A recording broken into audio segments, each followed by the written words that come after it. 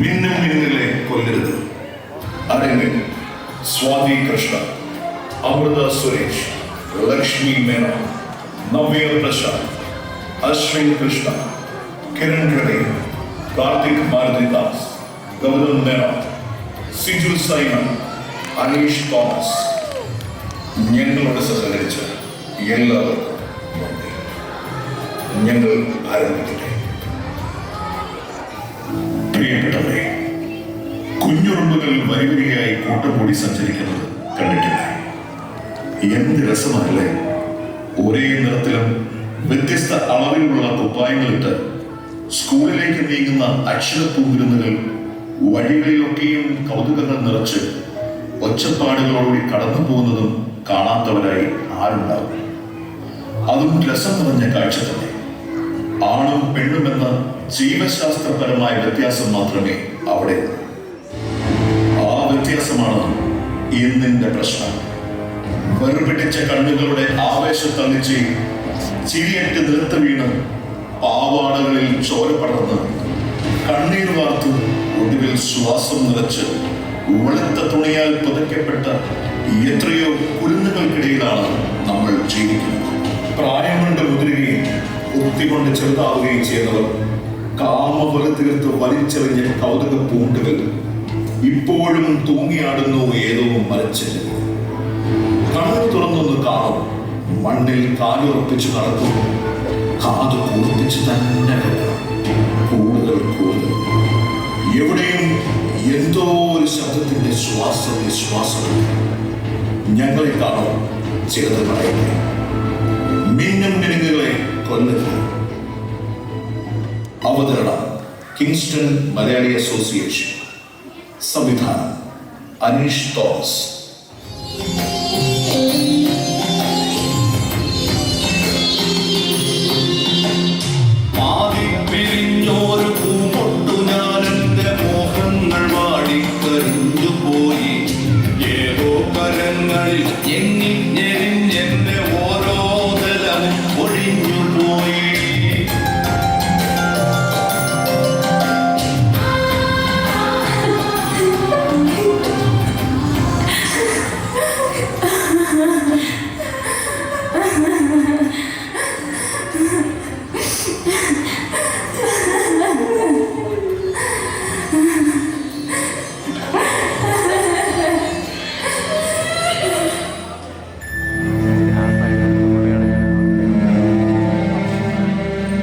ഇനിയും നമ്മൾ ഇങ്ങനെ കരഞ്ഞിട്ട് എന്താ കാര്യം? നീ പറയുന്നത് നേരെ തന്നെ. ഭൂമിയിലെ സൗഭാഗ്യങ്ങളെ ഇനി ഒരിക്കലും ആസ്വദിക്കാൻ കഴിയാത്തവരാണല്ലോ നമ്മൾ. ആത്മഹത്യ ചെയ്തവരും കൊല്ലപ്പെട്ടവരുമായ ഹതഭാഗ്യരും. എന്തിനായിരുന്നു ഇത്ര ചെറുപ്രായത്തിലെ ജീവൻ വെടിഞ്ഞ് നമ്മളൊക്കെയും പരലോകത്തേക്ക് യാത്രയായത്? കൂട്ടുകാരെ, ശരിക്കും നമ്മളിങ്ങനെ മരണത്തെ ആഗ്രഹിച്ചിരുന്നോ? എനിക്ക് പേടിയായിരുന്നു മരണത്തെ. നോക്ക്, ഭൂമിയിലേക്ക് നോക്ക്. എത്രയോ പ്രായം ചെന്നവർ ഇപ്പോഴും അവിടെ ജീവിക്കുന്നു. നമ്മൾ മാത്രം എല്ലാം ഉപേക്ഷിച്ച്. നമുക്ക് ഭൂമിയിലേക്ക് പോകണം. എന്നിട്ട് നമ്മുടെ സ്വപ്നങ്ങളും പ്രതീക്ഷകളും തല്ലിക്കെടുത്തി കളഞ്ഞ അവരെ വീണ്ടും കാണണം. അതെ, അവരോട് ചോദിക്കണം.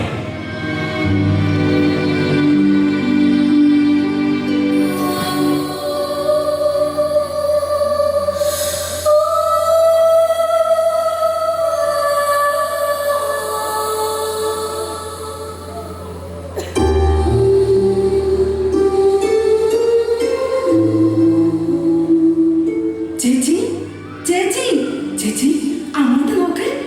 അതാ ചേച്ചി, അവർ ഭൂമിയിലെ എല്ലാ നിയമങ്ങളെയും തോൽപ്പിച്ച് നമ്മുടെ മരണത്തിന് ഉത്തരവാദികളായവർ നടന്നു പോകുന്നത് ചേച്ചി കാണുന്നില്ലേ? കാണുന്നുണ്ട്. അവരുടെ കണ്ണുകൾ കഴുകൻ കണ്ണുകൾ പോലെ തിളങ്ങുന്നു. ചെന്നായ്ക്കളുടെ കോമ്പലുകളാണ് അവർക്ക്. ചേച്ചി, എനിക്ക് അവരെ കണ്ടിട്ട് പേടി തോന്നുന്നു. പേടിക്കേണ്ട മോളെ, നമ്മളിപ്പോൾ മരിച്ചു പോയവരല്ലേ. ഇനി അവർക്ക് നമ്മൾ എന്ത് ചെയ്യാനാവും? ശരിയാണ്, അവർക്കിനി നിങ്ങളെ ഒന്നും ചെയ്യാനാവില്ല. പക്ഷേ നിങ്ങളുടെ അനുഭവം ഇനിയും ഭൂമിയിൽ ആവർത്തിക്കില്ലെന്നുണ്ടോ?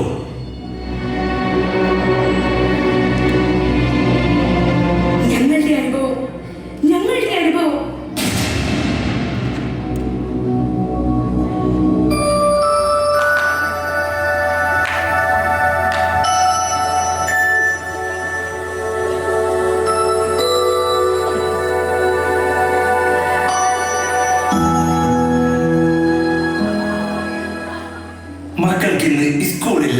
അല്ലയോ? ഇല്ല, ഇന്ന് ഒഴിവ് ദിവസമല്ലേ? അപ്പോഴേ നമുക്ക് കുറച്ചു നേരം മിണ്ടിയും പറഞ്ഞും ഇവിടെ അങ്ങനെ ഇരിക്കാം. എന്താ അശോക? അത് തന്നെ, ഒന്നുമില്ലേലും നമ്മുടെ ബന്ധുവീടല്ലേ. അച്ഛനും അമ്മയും പണിക്ക് പോയിരിക്കുക. ആയിക്കോട്ടെ, ഞങ്ങൾക്ക് നിങ്ങളോട് വർത്താനം പറഞ്ഞൂടെ? അവരൊക്കെ പണി കഴിഞ്ഞ് വൈകുന്നേരല്ലേ വരൂ? എടാ മാധവ, ഒരു കാര്യം മറന്നു.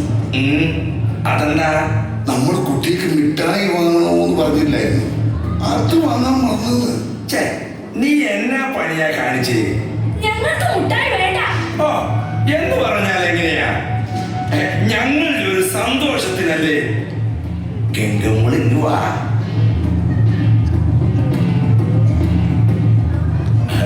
മോള് പോയി മിഠായി വാങ്ങിയിട്ട് വാ. ഞങ്ങൾക്ക് മിഠായി വേണ്ട. അങ്ങനെ പറഞ്ഞാൽ എങ്ങനെയാ? ചെല്ല് മോളെ, ആ ചെല്ല്.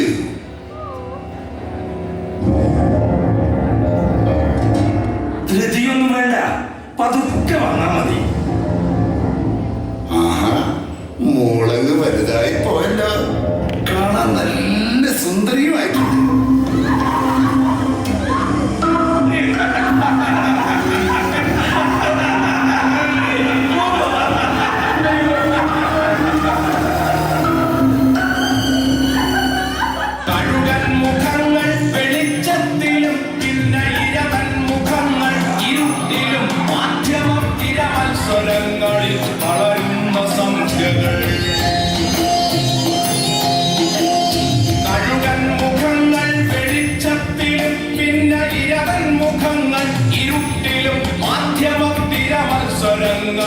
വളരുന്ന സന്ധ്യകൾ പറയുന്ന പരിഹാസ ലഹരികൾ, പതിവുള്ള പലഹാര വർത്തമാനങ്ങൾ, ഇടയിൽ സഹതാപങ്ങൾ, ഇടിവെട്ടുകൾ, ഇതിൽ മുറിയുന്ന ഹൃദയങ്ങളാരുകൾ. മനുഷ്യർ കഴുകന്റെ രൂപം പ്രാപിച്ചപ്പോ ഞാൻ അവർക്ക് ഇരിയായി. കൊക്കും നഖവുമേറ്റ് വേദന കൊണ്ട് പിടഞ്ഞ ദിവസങ്ങൾ. ഒടുവിൽ ഒരു സാരിത്തുമ്പിൽ പിടഞ്ഞ് ഞാനും ഇവിടെ എത്തി. പിന്നീട് എന്നെ തേടി വന്നു.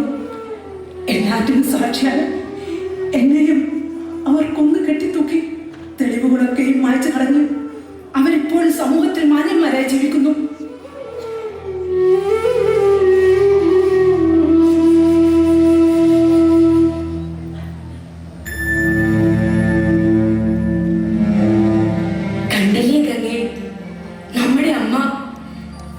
കലങ്ങിയ കണ്ണുമായി നമ്മളെ ഓർത്ത് വിലപിക്കുന്നത്.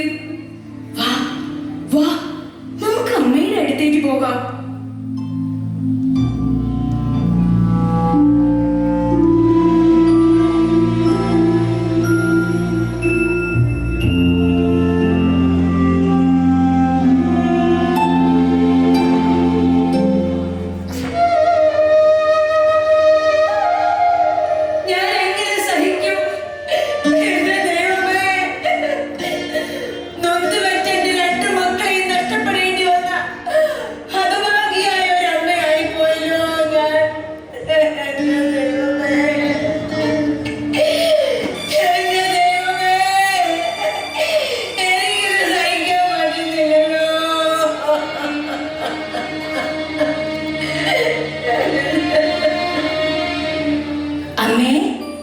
അമ്മേ,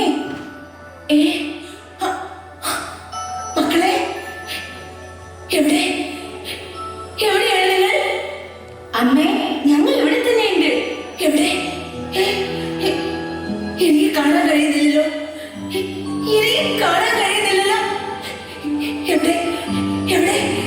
എവിടെയാണ് നിങ്ങൾ? ഞങ്ങളിപ്പോ ആത്മാക്കളല്ലേ. ആത്മാക്കളെ ജീവിച്ചിരിക്കുന്നവർക്ക് കാണാൻ കഴിയില്ലല്ലോ.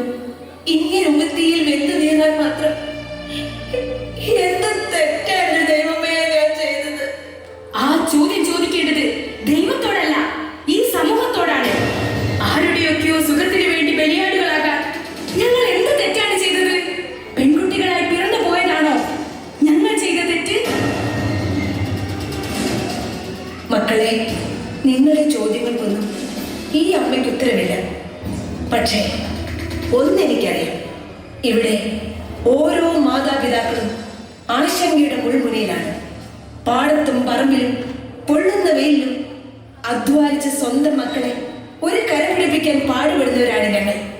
ഞങ്ങളുടെ വേദന ആരും മനസ്സിലാക്കുന്നില്ലല്ലോ. സ്വന്തം വീട് പോലും പെണ്ണിന് സുരക്ഷിതമല്ലാതാകാൻ മാത്രം അതപ്പതിച്ചതാണോ നമ്മുടെ സമൂഹം?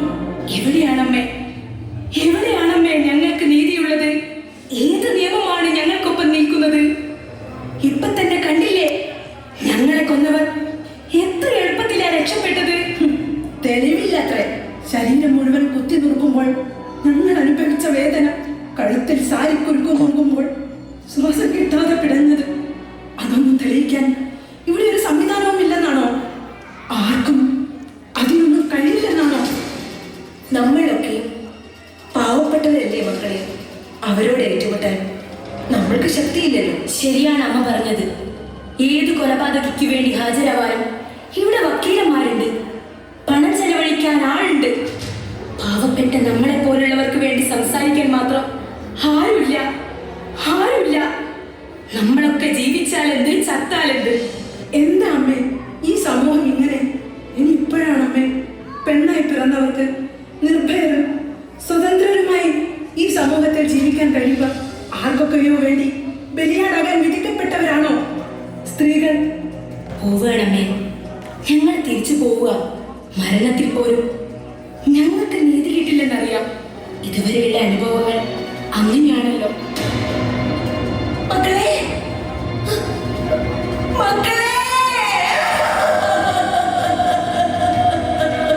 ഒരു നിമിഷത്തിന്റെ കാമാത്തി പൂണ്ടവൾ ക്രൂരമാം പീഡയ്ക്കിരയായി പിടഞ്ഞവൾ.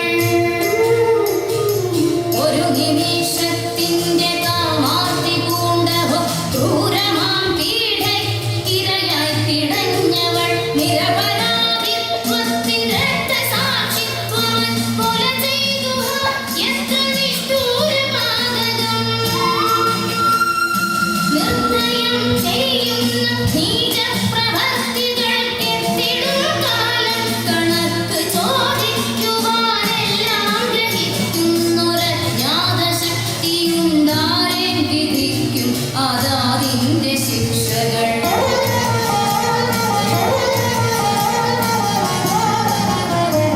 അകാലത്തിൽ പ്രാണൻ വെടിയേണ്ടി വന്നവർ ഓരോരുത്തർക്കും ഓരോ കഥകൾ പറയാനുണ്ട്. നിങ്ങൾ സമ്മാനിച്ച ദുരനുഭവങ്ങളിൽ നിന്നും ഭൂമിയിലെ ജീവിതം അവസാനിപ്പിക്കേണ്ടി വന്ന തിക്താനുഭവങ്ങളുടെ കഥ. ഭൂമിയെ ഞങ്ങൾക്ക് ഇഷ്ടമായിരുന്നു. പൂക്കൾ, അരുവികൾ, പൂമ്പാറ്റുകൾ, കുന്നും മലയും കടലും എല്ലാം ഞങ്ങൾക്ക് ഇഷ്ടമായിരുന്നു. ഇനി ഒരിക്കലും ഞങ്ങൾക്ക് അതൊന്നും അനുഭവിക്കാൻ കഴിയില്ലല്ലോ. എല്ലാറ്റിനും നിങ്ങളാണ് ഉത്തരവാദികൾ. നിങ്ങളുടെ സ്വാർത്ഥതയുടെയും സുഖത്തിന്റെയും ബലിക്കല്ലുകളിൽ ഹോമിക്കപ്പെട്ടവരാണ് ഞങ്ങൾ. ഭൂമിയിലെ നിയമങ്ങളൊക്കെയും പണവും സ്വാധീനമുള്ളവർക്ക് വേണ്ടി ദുരുപയോഗം ചെയ്യുന്നവരെ ഞങ്ങളും സമൂഹത്തിലെ വ്യക്തികളായിരുന്നു. അതെ, സ്വന്തമായ കാഴ്ചപ്പാടുള്ളവർ, വ്യക്തിത്വമുള്ളവർ, സ്വപ്നങ്ങളും മോഹങ്ങളുമുള്ളവർ. നീതി വേണം, ഞങ്ങൾക്ക് നീതി വേണം. ഞങ്ങൾക്ക് നീതി വേണം. അതെ, മരണാനന്തരമെങ്കിലും ഞങ്ങൾക്ക് നീതി വേണം. ഞങ്ങളുടെ കൂട്ടുകാർ, സഹോദരങ്ങൾ, അവർക്ക് വേണ്ടി ആർക്കെങ്കിലും സ്വൈര്യമായി ജീവിക്കാൻ മരിച്ചുപോയ ഞങ്ങൾ പറയുന്നു, നീതി വേണം. ഓരോ മരണം സംഭവിക്കുമ്പോഴും നിങ്ങൾ പറയുന്നു ഇനി ഇത് ആവർത്തിക്കരുതെന്ന്, നടപടികൾ വേണമെന്ന്. എല്ലാം നിങ്ങളുടെ വെറും പറച്ചിലുകൾ മാത്രം, ആത്മാർത്ഥതയില്ലാത്ത പറച്ചിലുകൾ. പത്രക്കാർക്കും രാഷ്ട്രീയക്കാർക്കും സോഷ്യൽ മീഡിയകളിൽ തള്ളുന്നവർക്കും ആഘോഷിക്കാൻ വേണ്ടി മാത്രമുള്ള കാട്ടിക്കൂട്ടലുകൾ. നീതി വേണം, ഞങ്ങൾക്ക് നീതി വേണം.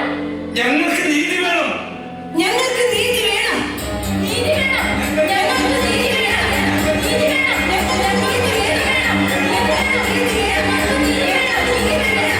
ഞങ്ങൾക്ക് നീതി വേണം.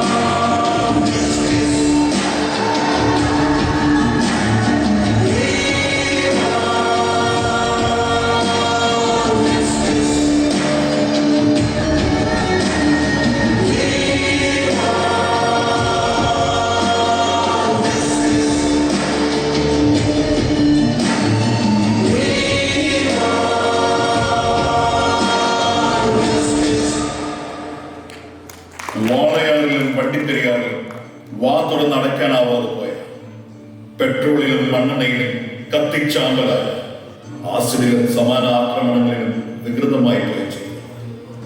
മണ്ണടിഞ്ഞ് വിണ്ണടഞ്ഞ് മോക്ഷം കിട്ടാനാകാതെ നീതി നിരാസത്തിൽ കേഴുന്ന ആത്മാക്കൾ.